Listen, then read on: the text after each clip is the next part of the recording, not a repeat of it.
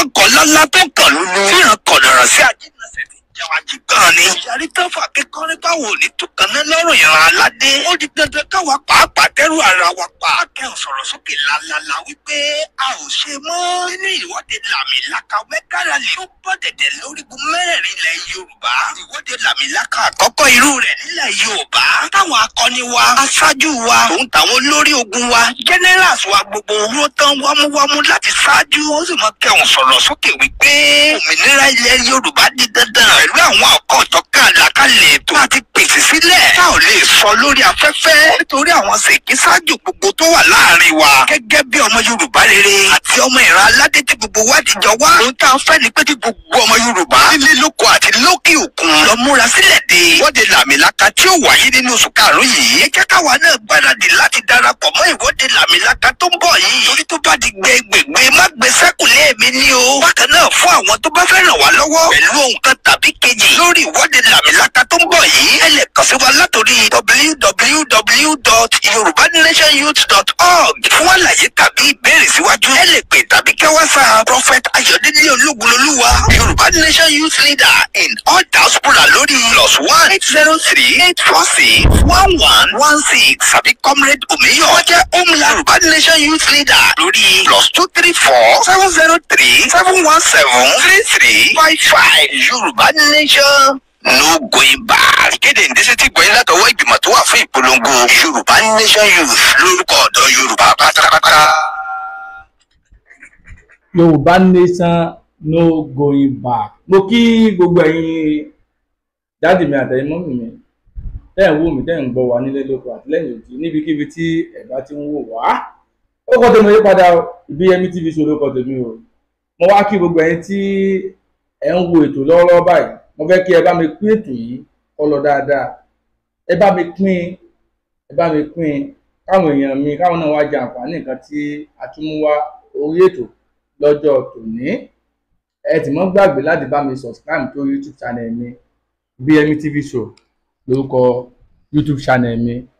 Ọmọ kóòtù òjíire gbogbo àwọn ọmọ kóòtù òjíire gbogbo àwọn ọmọ Odùduwà kí ló ń ṣe wá gan-an? Kí ló ń dà wá láàmú gan-an? Kí ni ń dẹ́rù bà wá gan-an?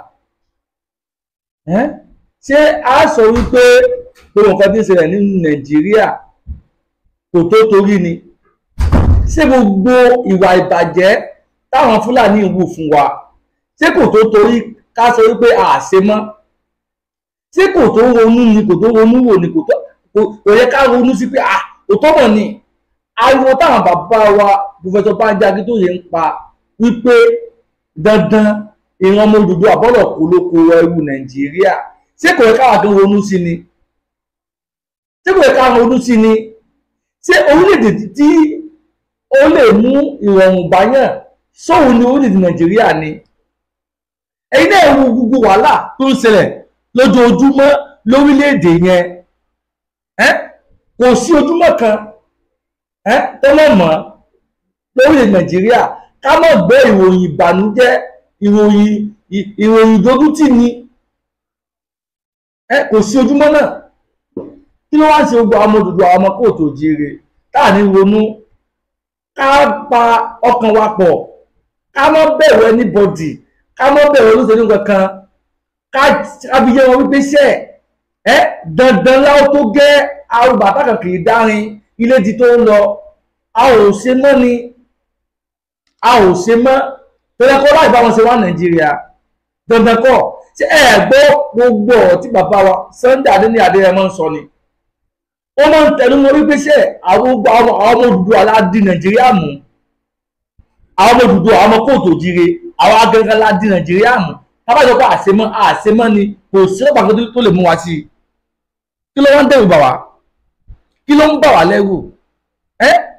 Nígbà tá a lè sọ̀rọ̀, tá a lè fọhùn, tá a dákẹ́, kí àwọn aláyẹ̀ tó wá gbé nìkan dìde tó tún wá tọ̀rọ̀, ó tún sọ̀rọ̀ on behalf ọ̀rọ̀ táwọn ò lè sọ síta wọ́n wá sọ síta. Sọ́wọ́ ẹ̀ka tó mọ̀ bẹ̀rù ni? Ọ̀rọ̀ táwọn ò lè sọ Ìgbòho Òòṣà owó bàdámì wọ́n ti bá wa sọ tànà. Ẹ̀yin náà rí ni wọ́n ti bá wa sọ nǹkan tí ń bà wá lẹ́rù tá a fẹ́ sọ síta, wọ́n ti bá wa sọ.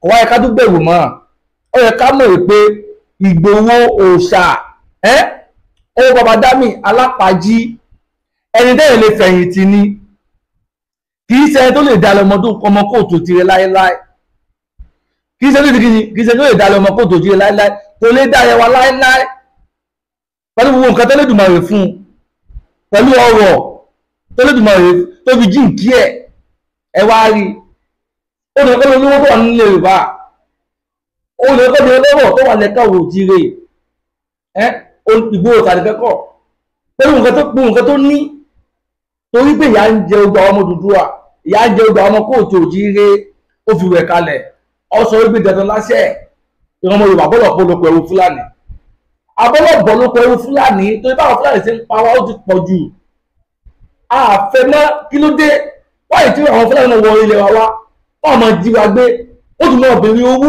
nǹkan táwọn náà lè àlẹ́ sí nílẹ̀ wọn lọ́wọ́ wọn ò bí wa dáká sí àti pé olú àbílà wa àwọn ò ní ìwà burúkú yẹn lọ́kàn wọn ò kọ́ wa bẹ́ẹ̀ tó wá dá bá a ti wá dé mọ olú àbí yẹn tó láwọn kan máa wọlé wa wá kọ́ máa jí wa gbé kọ́ máa pa wá pàkópa ẹwà bẹ káwà kan fọwọ́ lẹ́rán àbí ká mọ́ sọ̀rọ̀ gbogbo èyí tí ẹ ń fọwọ́ lẹ́rán tẹ́ ẹ sọ̀rọ̀ tẹ́ ẹ ń jẹ lábẹ́ àwọn olóṣèlú yìí ilẹ̀ Oòduà máa bí yín ilẹ̀ Oòduà yóò bí lọ́pẹ́ ọ̀kọ̀ọ̀kan torí ojú yóò fọ́ bẹ́ẹ̀ ni tí yóò di gbogbo àbúrú táwọn Fúlàní ìwú náà lẹ́gbọ́ òun náà lẹ́ rí ẹ dákẹ́ torí bẹ́ẹ̀ ń gbowó lọ́wọ́ olóṣèlú torí ẹ̀ ń ta ọjọ́ ọ̀la yín ọjọ́ ọ̀la àwọn ọmọ yín ẹ̀ ń ta fọ́wọ́ lọ́sẹ̀lú yìí òun lẹ̀ fi lè sọ̀rọ̀ sọ èkó wípé gbogbo ọmọ Odùduwà gbogbo ọmọ kóòtù òjìrè tẹ́ ẹ wà nínú ìbàjẹ́ tẹ́ ẹ fẹ́ kí ilé kóòtù òjìrè gba ìtúsílẹ̀ ilé Yorùbá obìnrin o ìbádàkẹ́ ẹ ronú àròjinlẹ̀ dáadáa tẹ́ ẹ jà fún ẹ̀yin lọ́tọ̀ o ẹ mọ̀ wọ̀ táwọn olóṣèlú ń sọ o ẹ̀tàn ni wọ́n ń tàn fáwọn wọ́n ń tàn àwọn èèyàn ni o torí nǹkan táwọn fẹ́ jẹ ni o wọ́n ń pa ọ́ báwọn ìlú wọn máa fẹ́ jẹ ni o ẹ padà lẹ́yìn wọn ẹ yé tẹ̀lé wọn bí afọ́jú mọ́ kò sí wúlò kẹtọ fẹ́ wù fún tí wọ́n ń fún wa nígbà tẹ́ bá tẹ̀ka nínú òjò nínú oòrùn tẹ́ bá tẹ̀ka fún wọn tán gbogbo àdéhùn tí wọ́n lọ́pàá àwọn ṣe fún yín tó bá débẹ̀ tán ẹ̀yin náà bí ayé lè ìjẹ́ wọ́n ṣìkà àdéhùn yẹn bí tí wọ́n mú àdéhùn yẹn ṣe fún yín bí gbogbo ẹ̀yin tẹ̀ǹtẹ̀ àwọn olóṣèlú mọ̀ ń bá wí o gbogbo ẹ̀yin mọ̀ ń bá wí tí wọ́n ń tẹ̀lé kí ló wáyé tẹ̀lé ronú kí ló dé tẹ̀lé ronú wípé àwọn pípù iṣẹ́ wọ́n fi rúgbó ni wọn ò nífẹ̀ẹ́ yín ọjọ́ tó bá ní ìdí náà ni wọ́n á bá yín tó bá ní ìdí tán tí wọ́n ti gba àkọ́tọ́ pípa lọ́wọ́ yín wọ́n dá yín nù ni gbóbi ìṣẹ́wọ́ tó wá dáa tó dáa kẹmọ òwúrán tó dáa ó làbí ń pa ọfẹ́ èèyàn wa tẹ́ ń fèsì gbogbo wàhálà yìí ẹ dìde Ìgbòho Òòṣà ti pariwo ó di kéékèèké ọ̀dọ́ àwọn tó ti ń pa wọ́n sì wà lórí ariwo wọn pé Yorùbá ẹ̀sà àwọn fẹ́ o àwọn òṣèlú Nàìjíríà mọ́ o ìrìnkẹ́ lórí sọ pé Ìgbòho Òòṣà àwọn olè dalẹ̀ ọmọ kóòtù òjìrè nìyẹn àwọn ni ká mọ̀ dalẹ̀ wọn àwọn ni ká fi mọ̀sọ̀ pẹ̀lú wọn ọmọ kóòtù òjìrè ọmọ Odùduwà mo ní fídíò kan tó fẹ́ play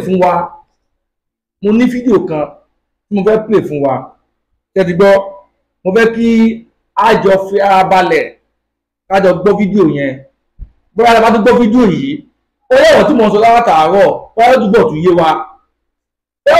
wa kí ló dé self determination tá à ń pariwo yìí kì í ṣe ẹ̀ṣẹ̀ ní ká pè fún self determination kò ṣètò kankan bẹ́ẹ̀ ní ká pè fún self determination ẹ̀tọ́ wa ní a ní láti fi self determination ọmọ yẹn káwọn ló lọ pa á fún yín irọ́ ni wọ́n ń pa fún yín tí wọ́n sọ pé kékeré irọ́ ni a ní right to self determination is our right is our fundamental right kò kò sẹ́tẹ̀ ń bẹ́ẹ̀ òótọ́ nìyà kò sẹ́tẹ̀ ń pé èèyàn sọ pé èèyàn ò ṣe ìlú kan tó ní bí ìyá jẹ́ èèyàn ò ṣe pẹ̀lú ìlú yẹn mọ́ àwọn náà fẹ́ dájọ́ orílẹ̀-èdè ká máa gbégbé àlàáfíà nígbà náà ti bájọba yẹn jà táwọn tó pẹ̀lú ọ̀rọ̀ àfi ń sọ̀rọ̀ síta ẹ̀sẹ̀ òsì ń bẹ̀ náà àbí ẹ̀sẹ̀ wà ń bẹ̀ ni mo fẹ́ kẹ́ ẹ gbọ́ fídíò yìí ara àwọn ọmọ Fúlàní náà lọ sọ̀rọ̀ yẹn ẹ wá gbọ́ ọ̀rọ̀ tó sọ nípa ìran ẹ̀ nípa àwà burúkú tí wọ́n wù sí Nàìjíríà mo fẹ́ kí ẹ wá fi dára yín gbọ́ màá pílẹ̀ fún wa ní ìta ẹ fi dára wa gbọ́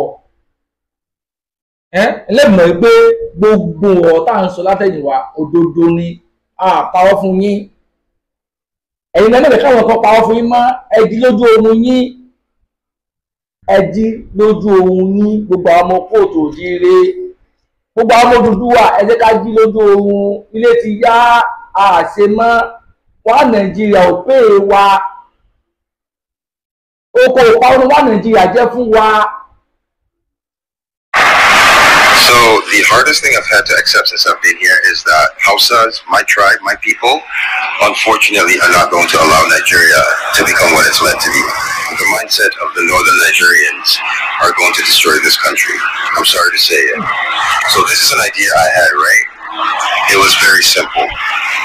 Raise money, build orphanages, massive orphanages, and pick up the Almajiris off the street. Take the Almajiris off the street. Teach them engineering. Teach them tech. Teach them coding. Take them off the streets and teach them, try to get them up to par so they can compete.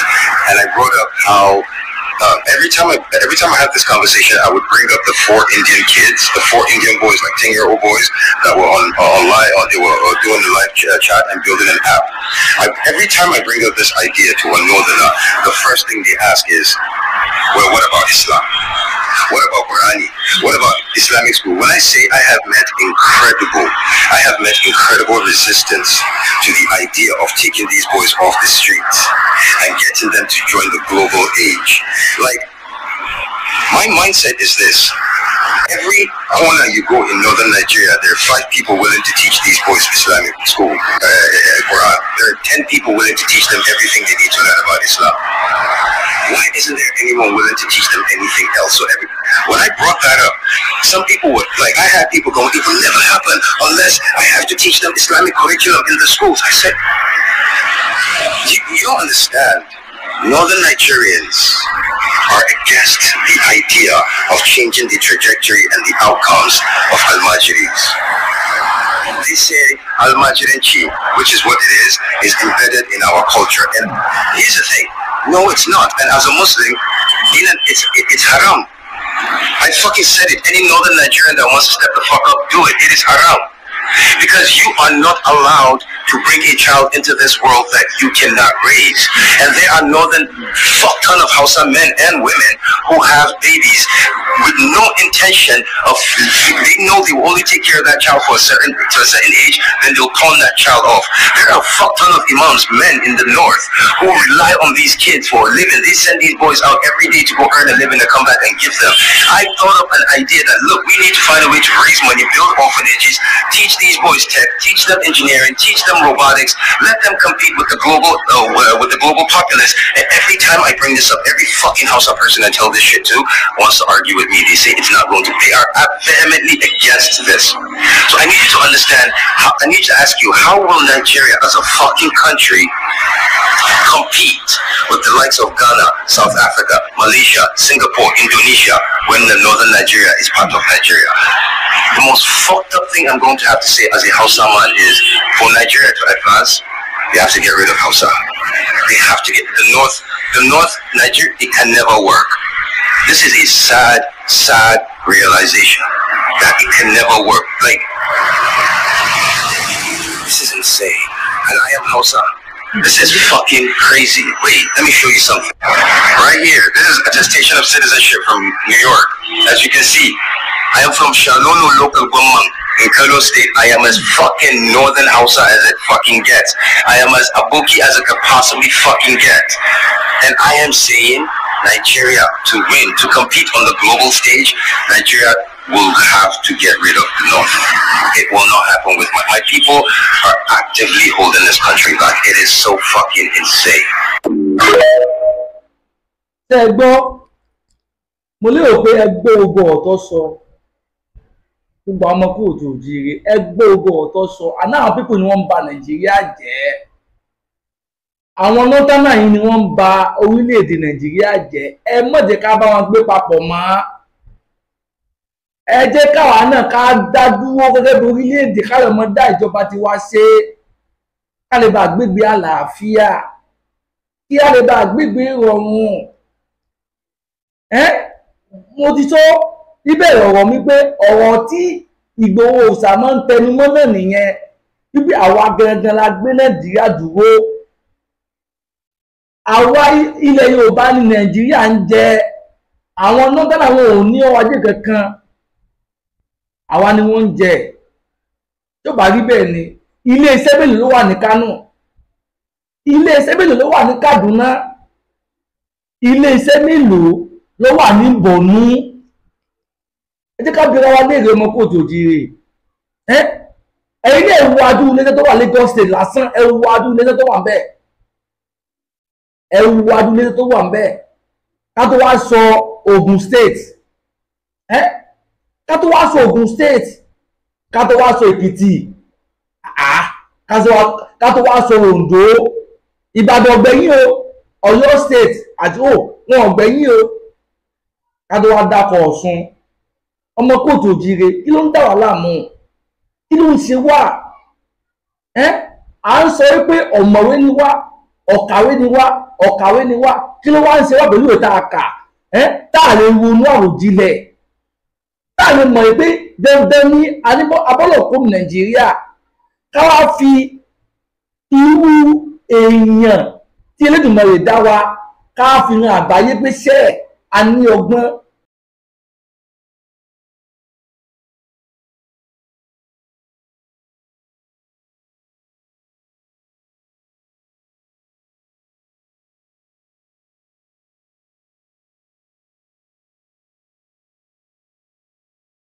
A ó rí bí orílẹ̀-èdè wa bó ṣe wùyì tó.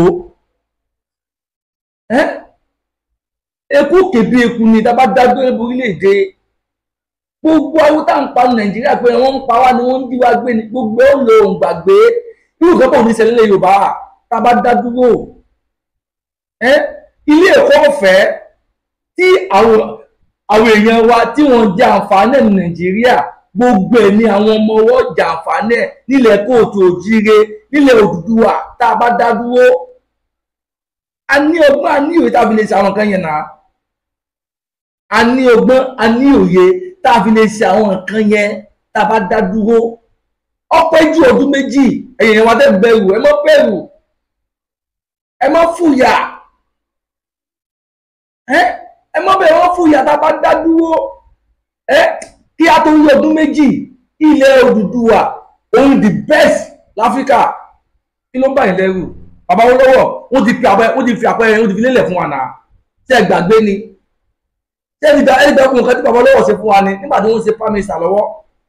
Ẹ ti gbàgbé ni? Wọ́n ní ọjọ́ bẹ́ẹ̀ wà bá tẹ̀ yóò bá àrọ̀bá. Báwo tí ò bá tẹ̀ sójú tiwa àmọ́ àrọ̀bá tàwa báyìí òun làbí ń sọ̀rọ̀. Ọmọ Yorùbá kí ló ń ṣe wá? Ọmọ kóòtù òdì kí ló ń ṣe wá? Ẹ ká jíde jí lójú ohun wa. Gbogbo èèyàn ọmọ ìyá wa nínú Islam ẹ dìde ìdílé lílà ń jà fún. Ẹ gbé ọ̀sẹ̀ ní sẹ́gbẹ̀ kan, ẹ gbé ọ̀rọ̀ ẹ̀sìn sẹ́gbẹ̀ kan náà. Ẹ jẹ́ ká lọ jà fún ìlú wa ká dá dúró ló dáa. Ẹ̀yin ọmọ ìyá wa nínú ẹ̀sìn Kìrìsìtẹ́nì ẹ gbé ẹ̀sìn sẹ́gbẹ̀ kan. Ẹ jẹ́ ká lọ jà fún orílẹ̀-èdè wa. Ká gba àwọn àlòkọ ewu Nàìjíríà tá a wà. Gbogbo ọmọ ìyá wa nínú ẹ̀sìn ìṣẹ̀ṣe ẹ jẹ́ ká jọ fi ìmọ̀ ṣọ̀kan. Gbogbo la mọ̀ pé ìran Yorùbá àìjà torí ẹ̀sìn, àìjà torí ẹ̀sìn torí pé ọmọ ìyá kan náà ni wá. Kí ló wá ń dà wá láàmú? Kí ló ń ṣe wá gan-an? Àwọn bíbí wọn ń pa wá, wọn ń jí wá lójoojúmọ́, wọn wà tí ò dá fún ọ lójoojúmọ́. Tó wá dá káwọn kan gbé sí lè rí kó mọ̀ rí nǹkan tí ń ṣẹlẹ̀ gẹ́gẹ́ bí nǹkan tí ò dá bí ó dáná. ó dáa ìbára ká ronú náà gbogbo ẹ̀yẹ wa ẹgbẹ́ ọ̀rọ̀ táwùsà yìí sọ ẹgbẹ́ ọ̀rọ̀ tó sọ nípa ìran ẹ̀ ní o ẹgbẹ́ ọ̀rọ̀ tó sọ nípa rẹ̀ wípé àwọn ọ̀ràn tòun níná àwọn náà ti gẹ́gẹ́ nípa Nàìjíríà jẹ́ àwọn ni wọ́n ń pààyàn lórí Nàìjíríà tó wá dáa nígbà tá a ti rí òdodo ọ̀rọ̀ ṣé kò wá dá kákò ń bẹ̀ yẹn ni kákò ń bẹ̀ ló dáa náà àwọn èsì apààyàn ọmọlúàbí làwà tó yẹ ká máa gbé pẹ̀lú àwọn apààyàn bí tó yẹ ká máa gbé pẹ̀lú àwọn apààyàn ẹ̀yẹ èèyàn dẹ̀ ń wò mí tó dáa ká máa gbé pẹ̀lú apààyàn tí ó bá dáa ká máa gbé pẹ̀lú apààyàn ẹ bá gbé ẹ kò wù yín bẹ́ẹ̀ ẹ jẹ́ ká fìmọ̀ ṣọ̀kan láàrin àwọn àgbà náà ariwo bàbá wa fún bá ń tó yẹn ń pa ẹ jẹ́ ká support wọn ariwo tí bàbá wa Sunday Adéyẹmọ ń pa ẹ jẹ́ ká support wọn Mega Rally ń bọ̀ lọ́nà wọn ò tí mú déètì àmọ́ tó bá jáde láti kò bá tó ẹ jẹ́ ká túyáyá ká fi yí ìjọba Nàìjíríà wípé ṣe ẹ̀ ó tó gẹ́ ká fi yé wọn wípé ó tó gẹ́ àṣẹrú mọ́ àṣẹrú Nàìjíríà mọ́ àsìkò ti tó tá lọ lé wa bí wọ́n tó bá ṣe lọ ẹ̀yà ṣe padà sí ẹ jẹ́ ká padà sílé èèyàn wa ẹ jẹ́ ká padà sílé Nàìjíríà kò pé wa Nàìjíríà ò pé wa ẹ jẹ́ ká padà sílé òun láfi rí ìfọ̀kànbalẹ̀ òun lè kó fi ké bí eku òun ni ẹyẹ ò fi ké bí ẹyẹ òun ni àwọn ọmọ Odùduwà láàfọ̀n bí ọmọ Odùduwà ní ọkàn wọn balẹ̀ nínú wọn dùn tẹ́ ń gbọ́ mi gbogbo ẹ̀ tẹ́ ń wò mí tẹ́ ń gbọ́ mi ẹ bá mi pín ètò yìí ẹ bá mi pín káwọn èèyàn wa náà káwọn lè bàjẹ́ àbá náà tí mo sọ kó lè bàjẹ́ àbá ní nǹkan tí mo gún wá tẹ́ ti gbọ́ màá tún play fídíò kan fún wa sí i olùmọ̀gbẹ́ kásẹ̀tì náà lẹ̀ ẹ jẹ́ kí n play fídíò wọ̀ ọmọ ìyá wa tó jẹ́ alàgbà ìjọ ni wọ́n sọ̀rọ̀ yìí o alàgbà ìjọ owó àti mo mẹ́sàn-án ẹ̀yin ọmọ ìyá wa nínú ẹ̀sìn mùsùlùmí àti ẹ̀yin ọmọ ìyá wa nínú ẹ̀sìn kìrìsìtẹ́nì ọ̀tọ̀ wà lẹ́yìn ọ̀ gbogbo wa ní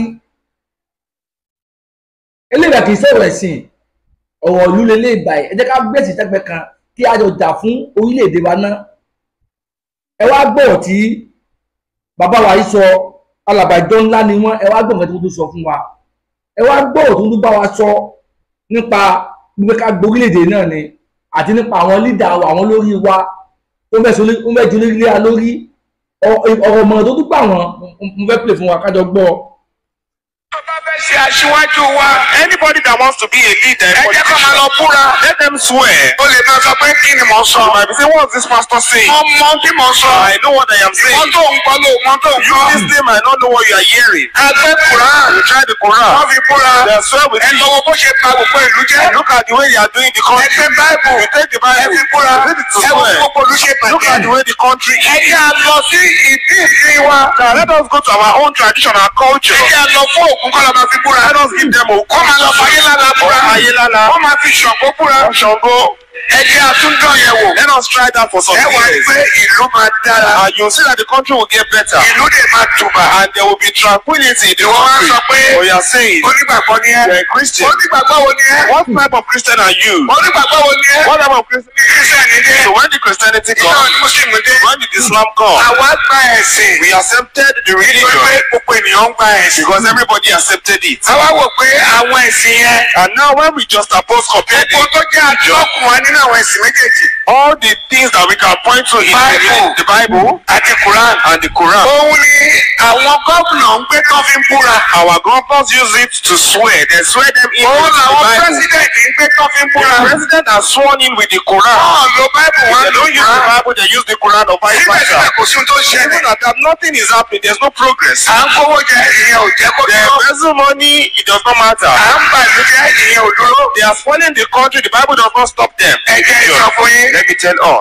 Pátápá mú èèyàn. You that you catch people by force. Ìwọ́n tó ń bá tènìyàn jẹ́. That you destroy people people's lives. Ìwọ tó ò ní ọ̀rẹ́. You that you have no friends. Ìwọ tó ò fẹ́ràn You ènìyàn. don't even love people. Wọ́n pè é You lónígbàgbọ́. call yourself a Christian. O ṣe You onígbàgbọ́. are not a Christian. Onígbàgbọ́. You are a Christian. Ajé onínú tútù. If you are a Christian, Ajé you onífẹ̀ẹ́. will be meek and you will Afẹ́ àwọn have dábàá love. àgbàlagbà. You will love both young and A old. ṣe òtítọ́. You will be honest. A ṣe ohun tó tọ́ tó yẹ. You do what is right. Kò ní jẹ́ aládàájẹ. You will not be somebody that A eats máa jẹ́ alone. ohun tó fún ni. You will be a giver. Mo gbàdúrà o. I pray. Ẹ lọ kọ ọ̀rọ̀ mi sílẹ̀. ṣé ẹ gbọ́ àbí ẹjẹ́ àgbọ̀wọ̀ tí wọ́n sọ yìí òótọ́ nìna òótọ́ ọ̀rọ̀ bí ìsọkúsọ ni máa ń jẹ́ ẹ̀yin náà wo ọ̀rọ̀ tí bàbá mi alàgbà yìí sọ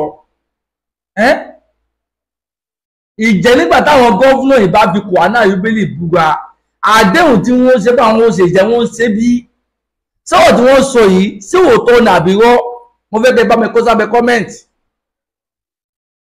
kí ló dé kí ní dà wá láàmú náà gbogbo àwọn Odùduwà kí ló ń ṣe wá ìyà ń jẹ wá àti ìrẹ́rìn lórílẹ̀‐èdè wa níbi tó forí wa sọlẹ̀ sí àwọn kan ń pa wá wọ́n ń jí wa gbé bẹ́ẹ̀ làwọn kan rẹ́rìn àbí